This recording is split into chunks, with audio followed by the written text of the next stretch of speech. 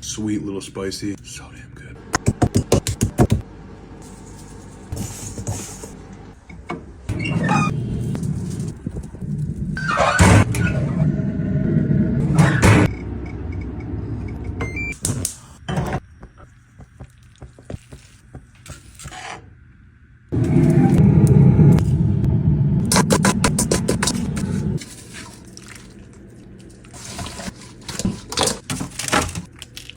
Yo, here we have my go-to tuna salad. In my opinion, it's such an underrated source of protein. It's easy, quick, simple, delicious, absolutely banging. Do yourself a favor and give this one a try. Now here we're using Safe Catch Ahi tuna. I love this stuff. Top tier quality and packed with protein, 43 grams per can. Add all that to a large bowl, break it up with a fork. Then we're gonna get working on the other ingredients: red onions, celery, jalapenos, and pickles. We're gonna add some avocado mayo, Dijon, honey, a little bit of olive oil, all the veggies, some seasonings. The full details are in the caption.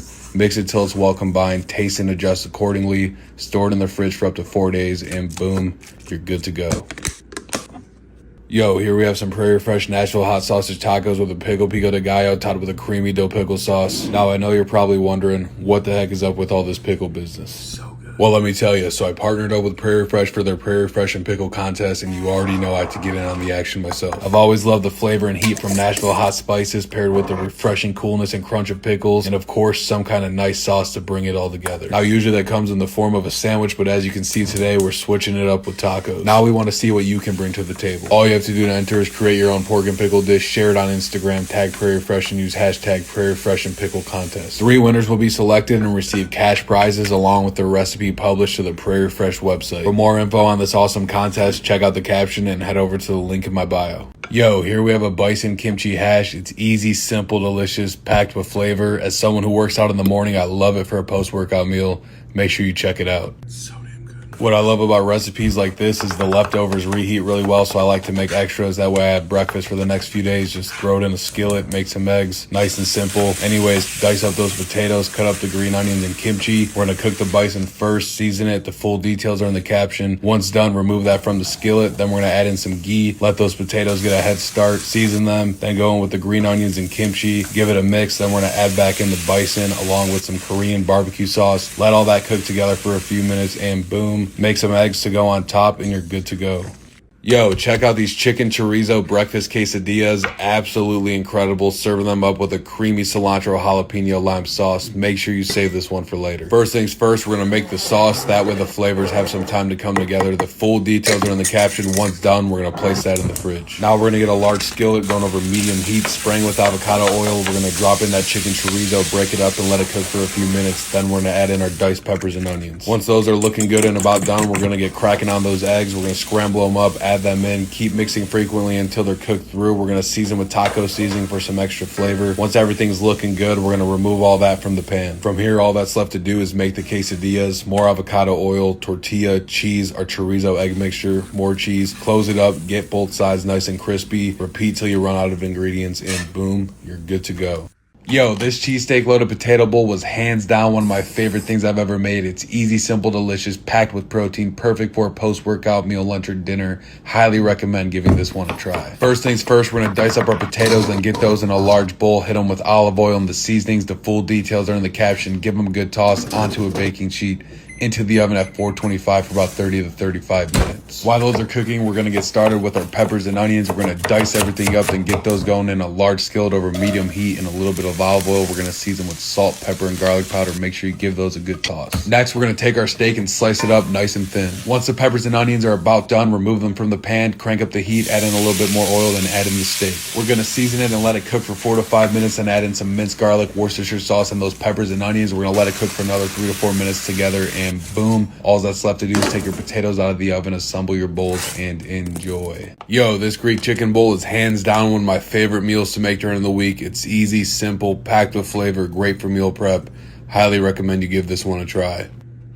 So damn good. We'll start by getting the chicken marinating. I recommend at least an hour. You can let it go up to overnight. All the details are in the caption. Mix till well combined and get that in the fridge. While the chicken's chilling, we're going to make everything else. Here we're whipping up a fresh tzatziki sauce. Again, the full details are in the caption. Now we're going to put together a super simple cucumber tomato salad. Once done, place that in the fridge as well. Now for the rice, I'm using jasmine. I like to cook it in bone broth instead of water. It adds extra flavor and nutrients. Then I finish it with a little bit of ghee. Next, we're going to grill up those chicken thighs. We got them rolling over medium-high heat. We're going to let them sit for about 10 to 12 minutes, then come back and give them a flip. For chicken thighs, I like to bring them up to around 185 internal before I pull them off. Once done, let those rest for a few minutes. From there, all that's left to do is cut them up, assemble your bowl, and enjoy.